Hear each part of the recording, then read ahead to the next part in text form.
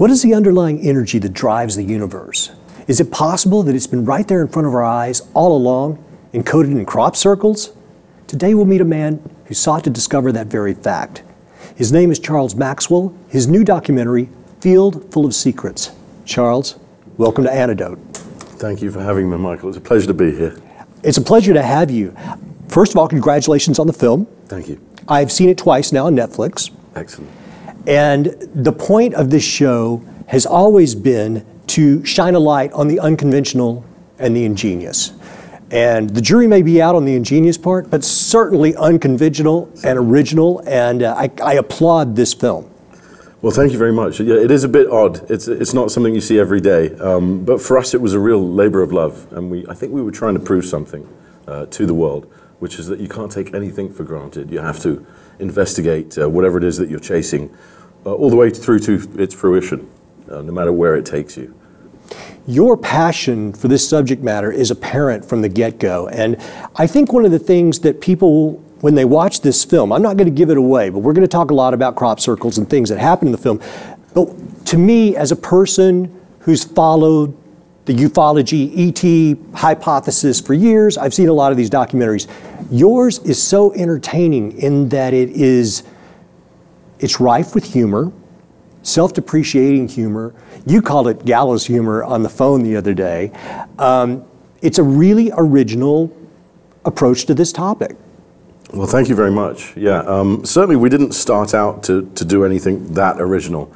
We just wanted to investigate crop circles and see if there's anything there as a phenomenon that differentiates it from your average UFO sighting. And the difference for me is that when you look at a UFO sighting, usually we're watching a video, we're looking at 1 or 2 pixels, doing odd things on the screen, but there's nothing empirical there for us to take away.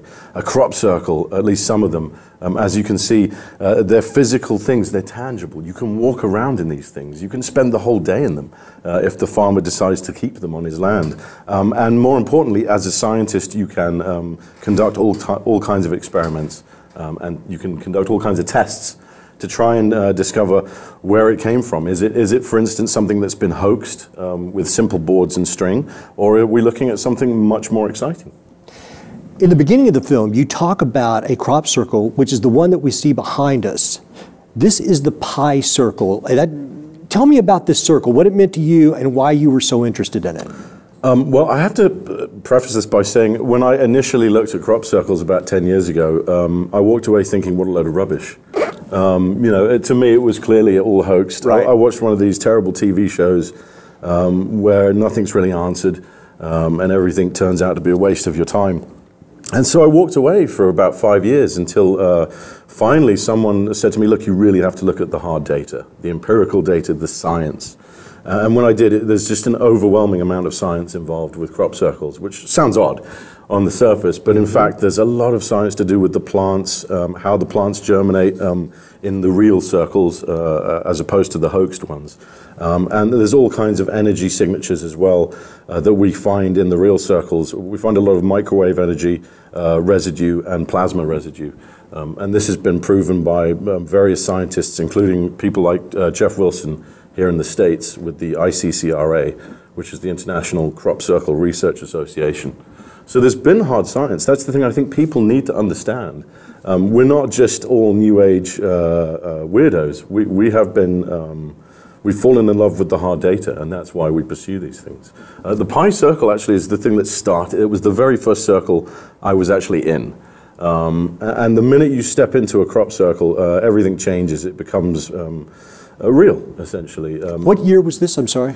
This one was 2008. 2008, okay, I believe right. June 7th, 2008, or thereabouts. And that's when you start the film project. That's what started. Well, I stepped into the circle and realized I've just really found my calling for the next couple of years. It was very much like a mashed potato mountain moment, you know, in Close Encounters with Dreyfus. Mm-hmm. Yes. I went a bit nuts because when you bump up against something that's real, after a lifetime of searching for things and a lifetime of disappointment, it goes to your head a bit. And so I became really obsessed once I realized there's something totally real here and tangible, and perhaps something that we can use and apply to our everyday lives. Well, in this circle, the pi circle, I guess there was an astrophysicist who claimed that the reason they call it the pi circle is that the numerical version of pi is signified in this circle. Yeah, it's very cool, actually. The way it's done, it's never been done before in the history of the planet. This is another reason we got excited. When this thing showed up, what it did was it described pi to 10 decimal places for us, and it does it in a really interesting and creative way that starts in the center of the circle and works its way out, spirals out to the three dots there at the top. So this was completely original and really exciting. It was also the first real indication of any kind of true mathematical code encoded in the circles. Before that, there'd been lots of theories, you know, but this one was clear as day to everyone. And so it was actually decoded by a astrophysicist. He's asked to remain anonymous, but he's really, yeah. But he is made. He's retired. He did have tenure with a major university, again, it's the stigma. This is so unfortunate. The stigma of UFOs and of crop circles has scared him off. But it doesn't change the fact that real scientists are involved in this and have been for 35 years. Well, another crop circle I want to ask you about, and you talk about it in the film, and we're going to get to the hoaxers and the logistics of hoaxing, but if we could bring up the Milk Hill slide. Now, yeah, Charles, from what I understand, this thing is 780 feet, or 238 meters. This design is made of 409 circles. That's correct. And I believe that this occurred in like a 4-hour window overnight, and wasn't it raining as well? It was, yeah. I was not present for this. I'm not going to claim that I was, but I have friends who were there, specifically the Carson family, who own the land just below this. And actually, the farmer, Tim Carson, was in this circle at the break of dawn, the dawn of its arrival. It had been raining all night. There wasn't a single footprint in the field, in the circle, and there was no mud. If you've been in an English field during a rainstorm, that's absolutely impossible. Just the sheer weight of your body will cause moisture and mud to seep up through the clay. So very impressive, very hard to explain how this one appeared so quickly. There have been circles that I've looked at them and I've just thought, well, my God, that seems impossible that people could do that. But you've corrected me, and we're going to get to some more circles shortly. But for right now, let's actually turn to the trailer. This is, you can currently view it on Netflix. I've seen it twice now. It's a very, really entertaining film, A Field Full of Secrets. Let's roll it.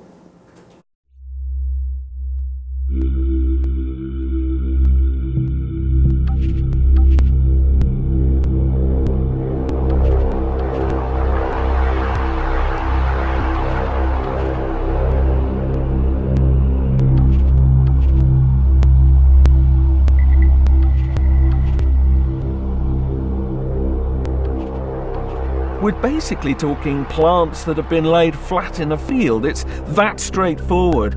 And yet, over the years, the designs have become more and more complex.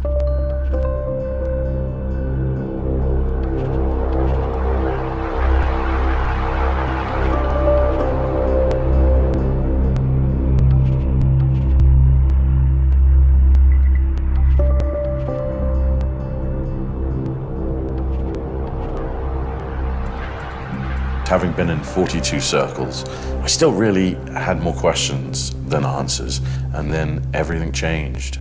It can't be ruled out that if we could decode some of this stuff, that maybe it's a blueprint.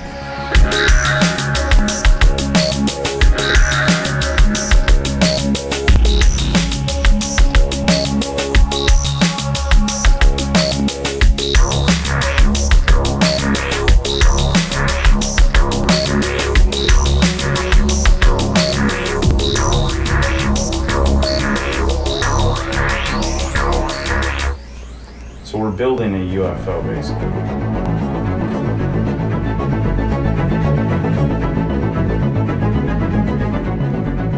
If there's something that you believe in, you have to, fight the good fight and find out. And even if people are going to question you and ridicule you, you keep fighting for the answers.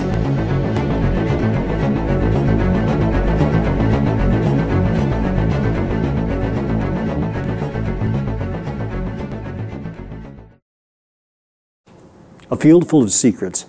Charles, obviously this is not your typical crop circle film, and we are going to go into some rather unusual places with this. But let's just continue on the crop circle thread for just a second. Early in the film, you explain that many of the crop circles occur in this area called Somerset and Wiltshire. And I guess you grew up adjacent to it and went to a school in Glastonbury. But you mentioned that as children, you guys were kind of oblivious that this was occurring, even though you were right there next to it. That's true, yes. Actually, living in Glastonbury, it's right bang in the middle of Somerset. So Somerset and Wiltshire, they were all around us, these circles growing up. We didn't get a lot of exposure. You have to understand the media in England is as wary as the media here to cover odd stories, unless it's to poke fun. Sure. So we didn't see a lot of coverage. We heard about it. But you know, the place where I grew up, for instance, is supposedly King Arthur is buried at Glastonbury Abbey. So we have our fair share of fairy tales and folklore, and it all kind of fits nicely in. But as a child, I really wasn't exposed to it as much as I would have liked, and so it's very odd that I had to grow up and then come back and return to the land where I grew up in order to really examine it for the first time, to be honest. You know, and to do it, you know, in a manner that was that allowed us to really get to the bottom of it, which takes time. You know, your average TV show, they might spend a week on the ground in Wiltshire getting coverage of the circles. We were there for 2 months, so we really were dedicated to finding answers.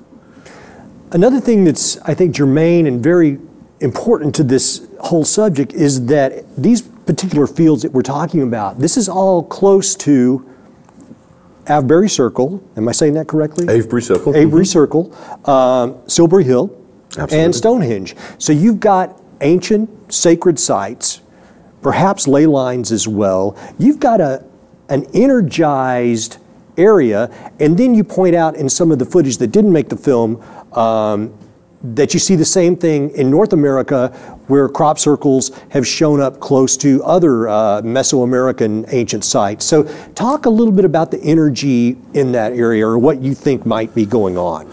Well, it's a very good question, and I'm not a scientist, but the best work to really be done on this topic so far is the work by the late, great John Burke. He's no longer with us, actually, but he did some studies on the on magnetic anomalies and their relationship to these sacred sites, and it turns out that they're one and the same. We oftentimes, when you have a site like Stonehenge or Avebury, there's some kind of anomaly in the landscape itself, so that electrically speaking, different things are happening there. You might have a difference in the content of the rock, you might have some kind of discontinuity going on there, but this is traditionally where you find not only the sacred sites, the stone circles, but as you just mentioned, the crop circles are drawing our attention back to these places.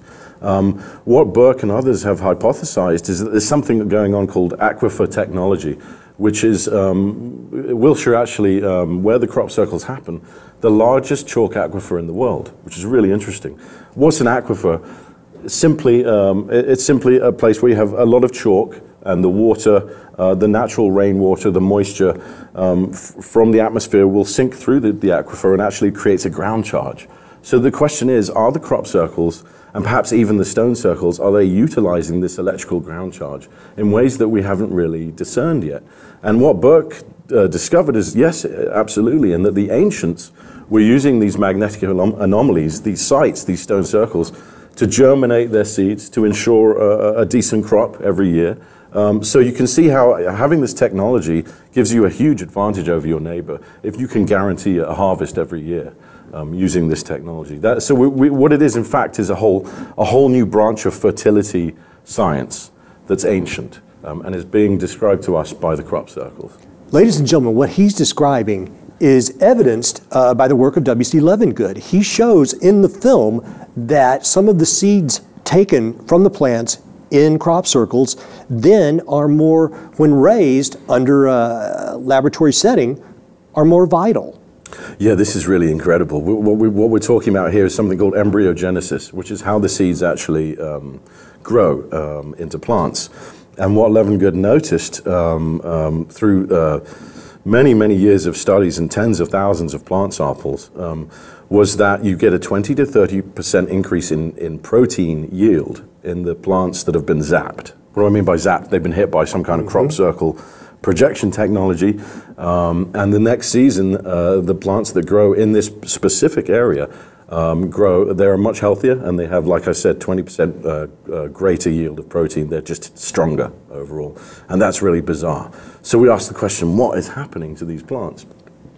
It turns out there's two kinds of energy in the crop circles. There's maser energy, which is microwave, kind of pollution, and then there's plasma. The plasma is what's causing the increased protein yield in the embryogenesis.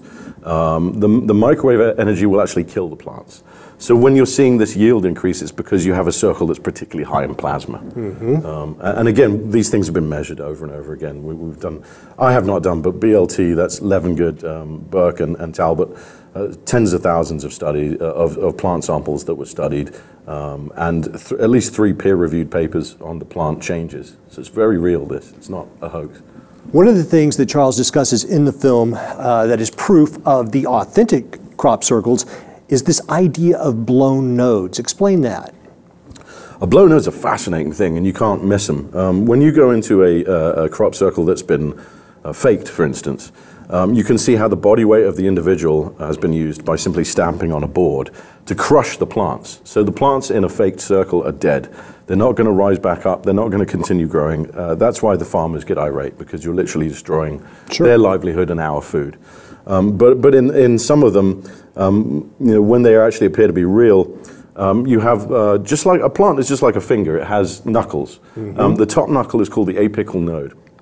In certain crop circles, what we see, which is absolutely remarkable, is that it appears as if the apical node has been superheated from the inside. Something has acted on the water in that knuckle and heated it so quickly that it's vaporized into steam, and it's had nowhere to escape except out the sides of the walls of the plant. So it literally blows a hole in the plant. You can look through a blown node. I can see you through it. Some of the circles that we find are absolutely full of these things. Now, up until at least today, we've got nothing else in nature that accounts for a blown node. So it's a pretty good signifier of a real circle. Backstage, or before the show, we were discussing the idea of the aquifers and this electrical system that the planet must have, and the ancients were able to utilize to make their seeds more vibrant. And I said to you, from what you're describing, because you mentioned that the top node is generally the one that's blown, it does appear, I'm no scientist, I just do a TV show on the internet, but it seems like the energy is coming from the ground up the stem of the plant, and bam, out the top. Yeah, this does seem to be happening. And again, we get back to aquifer technology, and are they actually utilizing the ground charge to create the circles or to fertilize the plants? And that's the question. And it seems like, yes, they could be. Again, we haven't got enough data to really say one way or another exactly what's happening. But it certainly seems that way. It's some very odd things going on in the circles, in the real circles. And some people are quite sensitive. You can literally feel a physical difference if you're in a real circle sometimes. And I understand there's electronic malfunctions with gear as well. Big time. We had them too. We had equipment failures in certain circles and at certain sites, and you just can't explain it. So there's residual energy within the circles, the ones that are real. Absolutely. There's an enormous amount of residual, kind of pollution, runoff, if you will. One of the outtakes, you do the interview with the guy with the combine. And this was certainly more sophisticated than combines I remember as a child. I grew up on a farm. This combine had, full-blown touchscreen and everything. Anyway, he claims that you don't use the word mow, but when he went across the crop circle, everything went haywire, and really they were never able to sort it out, and that combine has never been the same since. That's absolutely true, yeah. That was Peter. He actually got in trouble for, this is the mindset there in Wiltshire. He got in trouble for talking to us. The farm manager was not happy because they don't like to talk about it, the locals. It's happened for so many years, and they tend to think it's just a big hoax. There's a thing in Wiltshire called moonshining. Moonraking. Moonshining, excuse me. Moonraking, which is this idea that Wiltshire folks love to take the mickey out of visitors. Sure. They love to have a laugh at your expense, not in a nasty way, but just for kind of giggles. And so this fits very much into the Wilshire mindset, the idea of a hoaxed crop circle. So they tend to ignore them, you know, for good reason. Well, we do have to address the fact that, yes, there are hoaxed crop circles. So let's talk about that. You introduce us to a person in the film. His name is Peter Sorenson, and he claims to be a crop circle hoaxer. And by the way, I think you said that this one is a faked crop circle. That actually is fake, yeah. Which is outstanding. Yeah, isn't it odd? We have pictures of this being created in 3 stages over at least 2 separate nights. So you can see how really the complexity is not, will not give you any indication as to whether you're looking at a hoax or not. They can be completely elaborate. They can be even more elaborate than this, and I know for a fact that hoaxers can accomplish that. That is amazing. Well, that's what this person in your film says. Tell me a little bit about him, because my intuitive feeling was that he was perhaps not that trustworthy. Am I wrong? No, you're absolutely right. I mean, he's a lovable character, Peter, and we still actually talk, but he's a serial artist. That's what they prefer instead of hoaxer. And they actually do, not all of them are out to just trip us up. Some of them are actually artists, and what they can do is quite amazing. Unfortunately, if they're not asking the permission of the farmer, it's criminal trespassing. So, certainly. And it's vandalism. That's the problem. And it's vandalism, yeah, and it's our food source. There's a whole, you know, number of reasons why it's best not to do it. And certainly the farmers in 2009 when we were there were very, very irate. We had one incident actually where researchers were fired upon by a farmhand. And that's never happened since I've been investigating. So that seems extreme. That's very extreme, yeah. And then what was actually kind of scary is how the community then closed ranks around this fellow and supported him. So you can see how tensions are getting quite high in the area. And this is no longer just a laugh. It's gotten quite serious. And the police take it quite seriously as well, but they have so many other issues they have to take care of, you know. So. Well, throughout the film, Charles is quite optimistic, and he's a man on a quest. And at one point, you employ Peter to create a crop circle for you, and you call it the Message to the Stars, with the intention, and you're far more optimistic than me, with the intention of communicating upwards with whomever is creating these crop circles. Noble effort. However, I got to ask you, I mean, Peter's crop circle looked a little dodgy. I mean, I'm going to take the credit here, or rather, I'm going to take the blame, because Peter's crop circle really is not. If you look at, if you go onto Peter's website, and I wish I could remember it, but his name is Peter Sorenson. He's actually quite an accomplished serial artist. Okay. So I don't think it's fair to say that entirely that our circle was his fault. I think I'll take 50% of the blame for coming up with just a totally rubbish design. That was very impractical and hard to pull off in the dark. And this is the problem, Michael, is that all of these circles are made in the dark. We don't put up REs, and we don't have bright lights, and the farmer will see it from miles away if that's the case, and very quickly call the police. So they're done in the pitch, in the dark. And in the English countryside, you have 4.5 hours of darkness. It's not a lot of time to do anything, really. So you can see the pressure they're under. And especially when you get things like this. I mean, this one we know is fake, but there have been ones this size. And actually, in this very same field, we discovered one. My cameraman discovered a crop circle. They can show up overnight. So, I mean, this to me, even though it's hoaxed, is an outstanding piece of art. Isn't it? Yeah, it's fantastic. I would love to know the secrets behind something like this. It's a bummer that it's not E.T., but I got to give props to these people. So let's move on. You also try to bust hoaxers in the field, because you reasonably think that if so much hoaxing is going on, you're there at the right time, surely you would witness some. Yeah, we actually, like I said earlier, we were there for 2 months. We spent 2 weeks of that time disguised as bushes, hiding in the dark, waiting for people to try and hoax a circle. What you discover really quickly is, again, it's very difficult to make a circle without being discovered. In the middle of the English countryside, in the middle of the summer, there are crop circle enthusiasts on every ridge in the area, doing exactly the same thing you're doing. They're waiting for UFOs, or they're waiting for hoaxes. So it's very difficult to sneak under the radar and actually create these circles. And what I think we discovered is that the teams who are hoaxing are far more sophisticated than we initially believed. So much so that they could be ex-military. There's a great deal of organization going on here. Like I said, they're doing it in the dark. You make one mistake, as you can see, one mistake in this field is recorded permanently. So you can't erase a mistake in a crop circle. It's there forever, well, at least until it's harvested.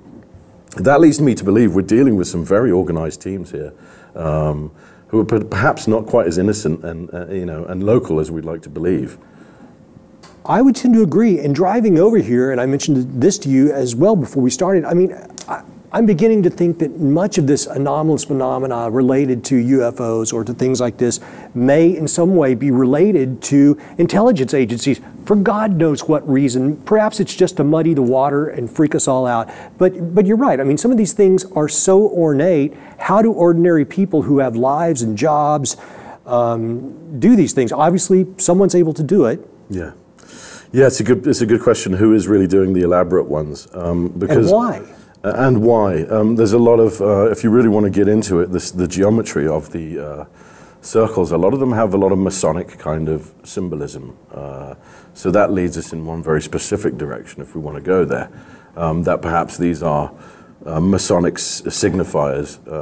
I get you, but I would counter that. I'm not a Freemason, but I would counter that by saying that many free Masonic symbols are based on, geometric and sacred aspects of sacred geometry. Are you saying that you've seen some that literally have the compass and? Oh yeah, sure, yeah. We've seen that. We've seen the all-seeing eye. Yeah. We've had a lot of Egyptian kind of hieroglyphics. We've had scarab beetles. We've had things that, in general, relate back to Masonry and to secret societies. Sure. So it would be remiss of me not to mention that. Well, I've seen, this one, and there's another one that we have look a bit like invertebrates, like jellyfish or something. That's quite odd as well. Very odd. And in fact, whenever you get a strange shape, you always have to try and figure out what does it mean. And this is the problem. Sometimes it means nothing, clearly. Sure. And then you're just led down a rabbit hole. Why invertebrates? I have no idea. I wish I knew. There's a variety of shapes and organic creatures that have been described over the years by crop. Everything from wasps to jellyfish to birds. Birds are quite common. So we do see the animal kingdom expressed. And it makes you think of like the Nazca lines and those types of images as well.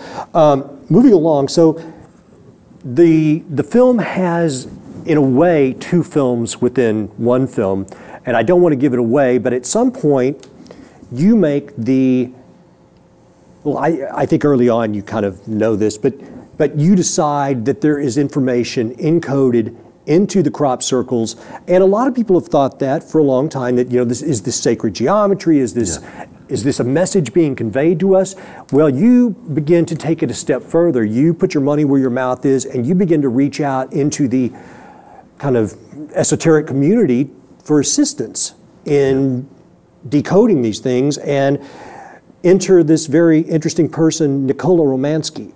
I hope I'm saying the name correctly. Yes, you are, yes. Tell us about Nikola. Nikola, or Nikki, I call her. Nikki actually is a scientist, an inventor, and she came on board about a year into production because of a crop circle that she had decoded for us.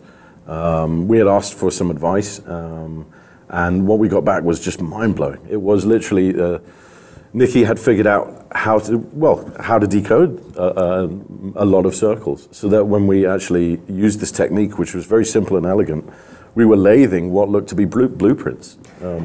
There's a slide that I'd like for us to bring up. It is a AutoCAD type image. It's a black, okay. Okay, yeah, that's sweet potato. Now, ladies and gentlemen, what you are seeing here makes up a large part of Charles's film. This device is a three-dimensional representation of what Nikola was taking away from. How many crop circles were involved in the making of this device? Yeah, what you're looking at actually is the only 4 circles were articulated to create this design here. We initially started with about 8 to 12, but our requirements for admission were so strict that we had to lose about 5 or 6 of those circles.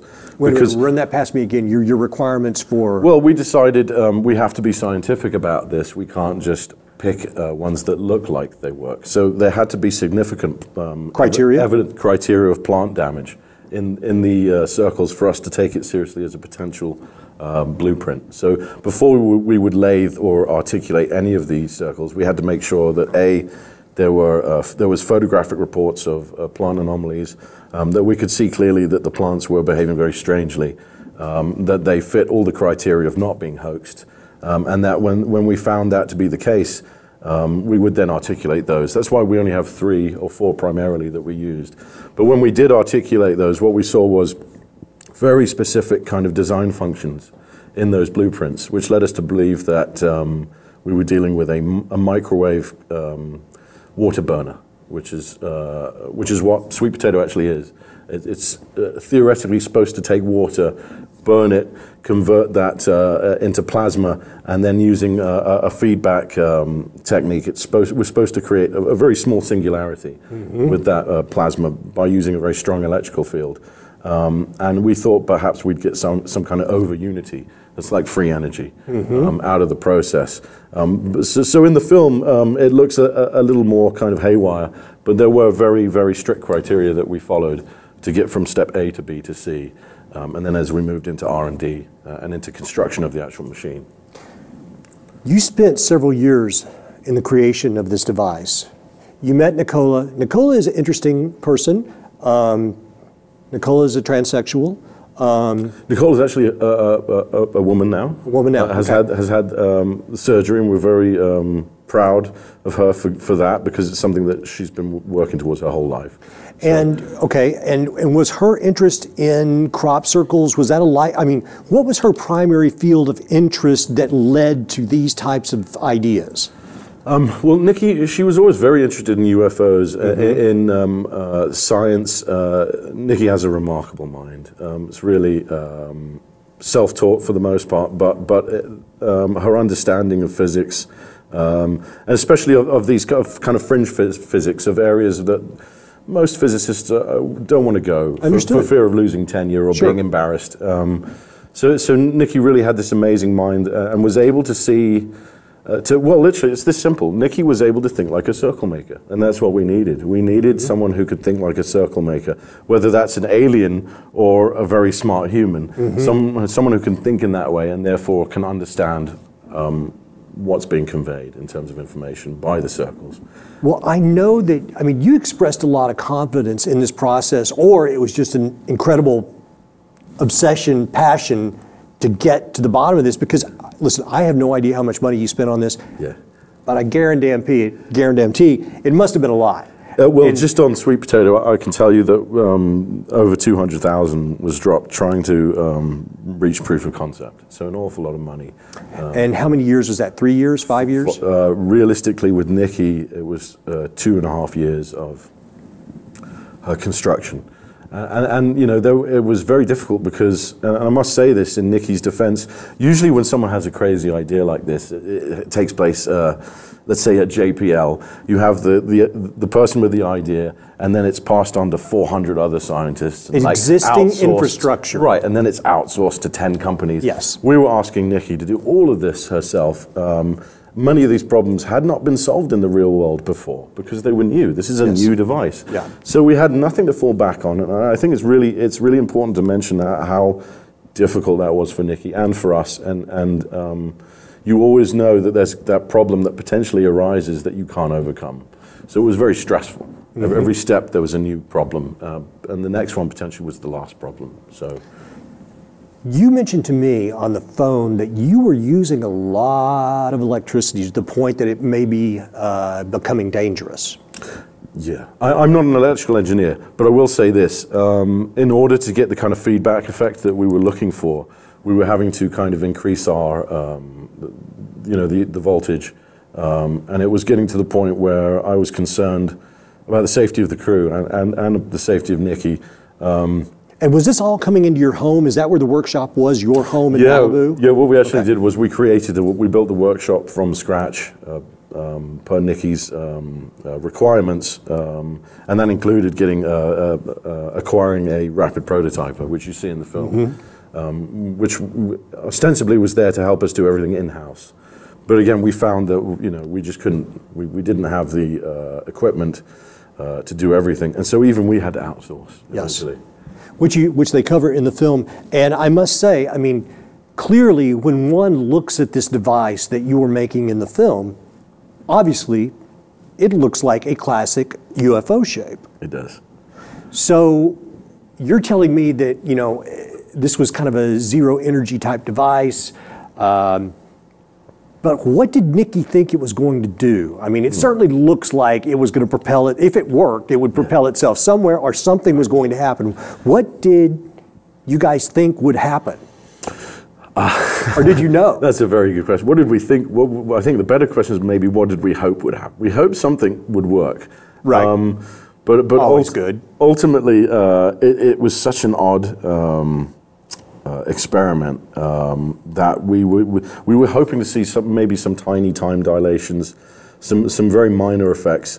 But it's a platform technology, so to reach proof of concept as an electrical water burner is one application. But you could also, theoretically, if the machine works, you can then retask it so that it's a transport device, or so it has a variety of applications. We were just trying to crack the overriding design, and what Nikki was trying to do, to make it simple for the audience at home, is imitate the universe. We look at the universe, and we have a phrase in the film which is, the universe doesn't run on gasoline. So how is the universe doing what it does? Because it makes absolute bundles of energy. Yes. Why should we employ combustion technology, which is caveman science, when it's clear that the universe is not doing this? The universe is using the opposite method of creating. It's actually using implosion technology. So that's what Sweet Potato was. It was an attempt at implosion tech. And I think still, as we move forward, we have to look at we can't keep blowing things up to make energy. We have to find and conquesting Middle Eastern more economical, exactly, and all the nonsense that entails. Yeah. One of the amusing things in the film is, at one point you're describing something. I hope I didn't already say this in the interview. Sometimes I'm in these interviews and I forget what I've said earlier, but this was just so amusing to me. You were explaining some point and coming across quite astute, and you said, and the byline or the caption under it while you speak on this point is, Charles Maxwell is not an expert on anything as far as we can tell. Which is totally true. And needs to be said, I mean, really the point of the film is what happens when an everyman asks big questions. Yes. So God bless you for that. So I never pretended to be an expert, but it's really important to remind people I'm not an expert, I'm not claiming to be one. I'm really flying blind here. And that what we were doing, it was as much an act of protest against the way we use energy and gasoline today as anything. So, there was a certain element of revolution there, peaceful revolution. Sure. We wanted to move away from, again, combustion technology. We wanted to move towards something that's a lot more along the lines of Tesla tech. Obviously. And another thing that's amusing in the film, at one point, Dax Phelan, who is Dax Phelan? He's our producer, yes. Yeah, yes. He's the producer and your buddy. Yes. And he calls you and asks you, so how's the machine going? And you say, don't call it the machine. And he's completely confounded.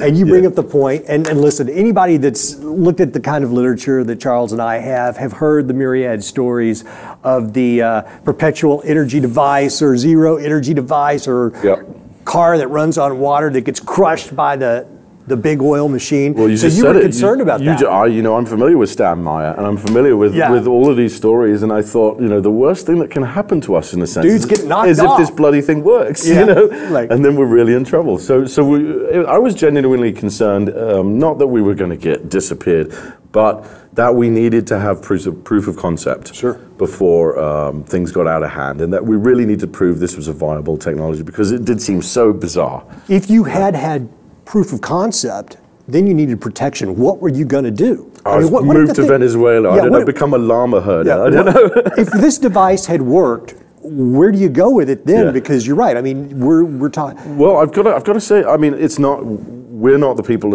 obviously, to take the world into this new and wonderful kind of universe of anti-gravity, but it's going to happen. And it's going to happen using the same fundamental techniques, rotation, plasma, the things electrically that the universe is doing, as I said.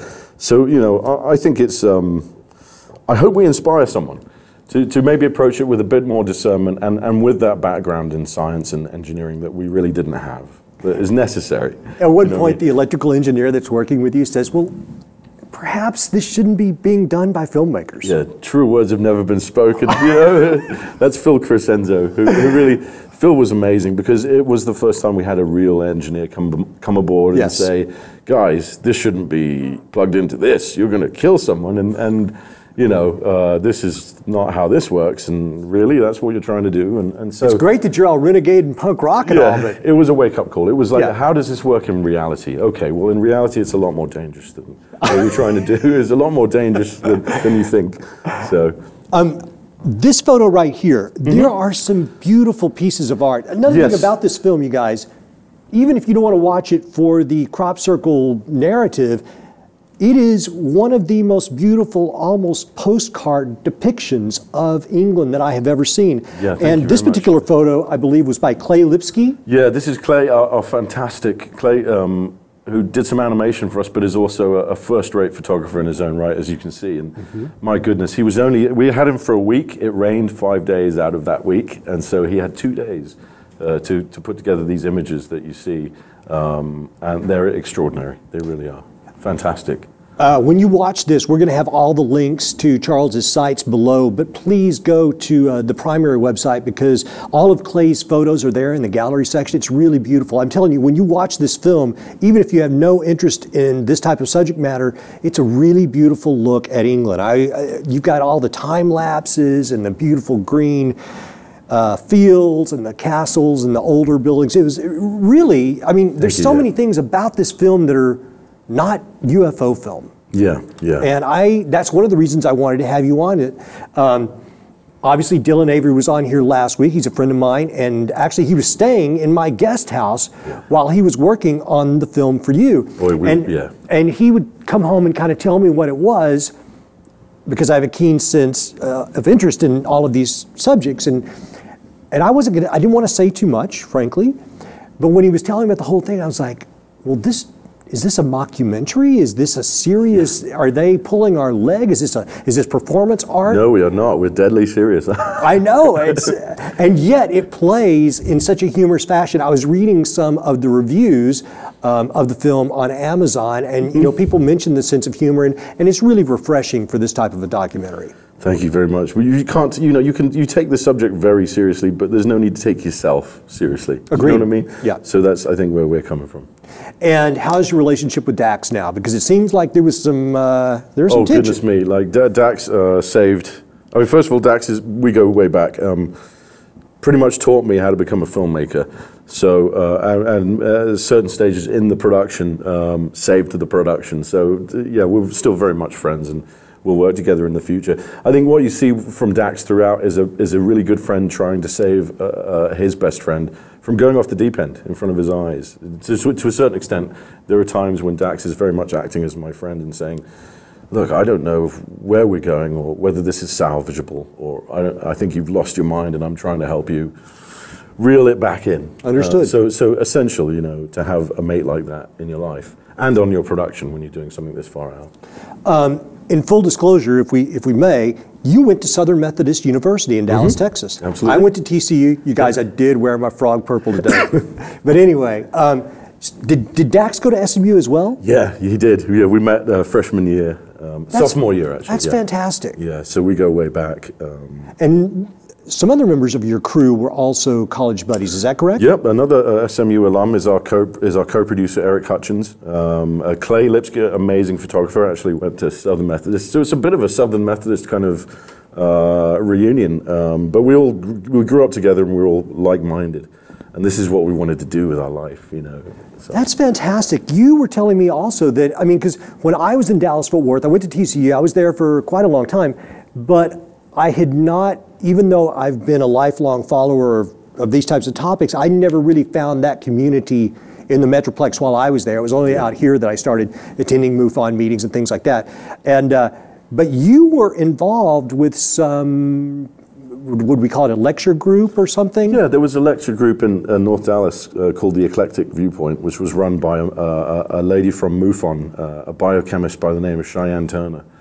She's no longer with us, unfortunately, but she had incredible discernment, and that was my training, basically, as a young man. I learned how to follow a story and how to, you know, if something didn't have the empirical background, she was one of the folks who told me, just walk away.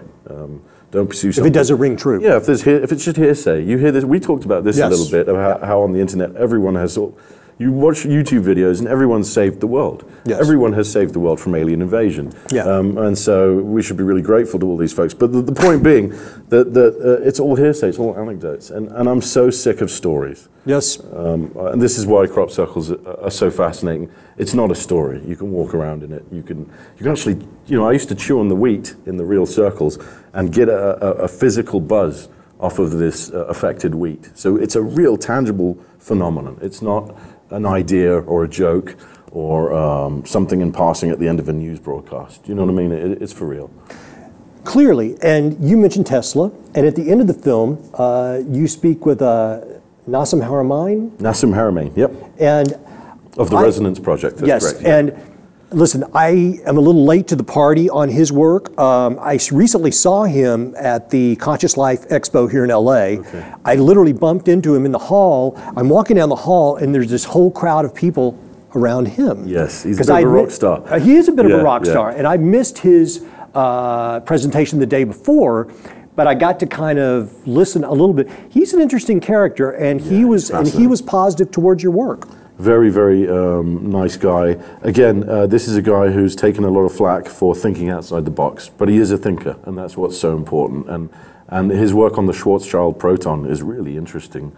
The idea that maybe in every single atom there's a singularity, there's a black hole. It's a fascinating theory.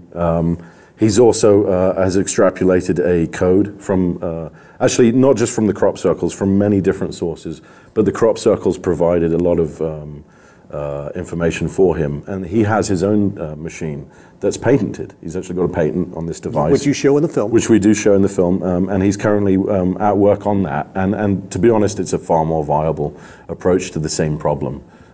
So he's coming at it from a slightly different angle. But just to give you an idea, we were trying to spin metal, so that's why it looks like a UFO, sweet potato, our device. We were spinning metal to create a very strong magnetic field.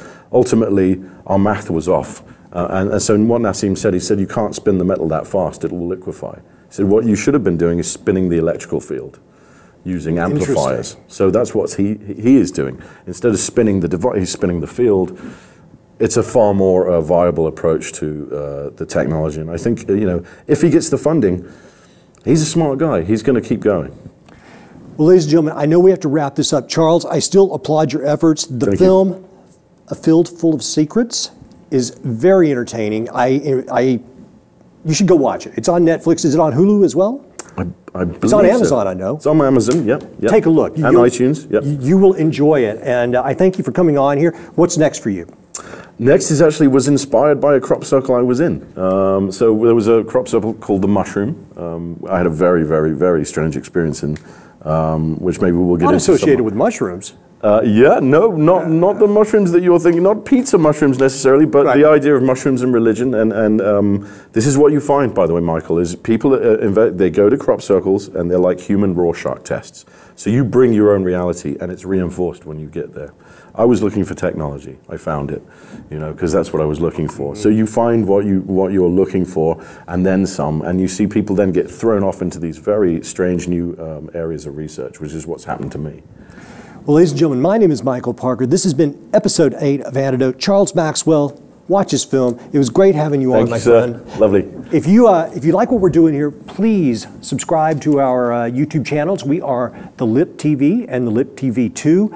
You can go to my Facebook page. We are Antidote. I'm also on Twitter, Michael Parker LA or Antidote Show. Charles, give us some URLs for you right quick for people to go to.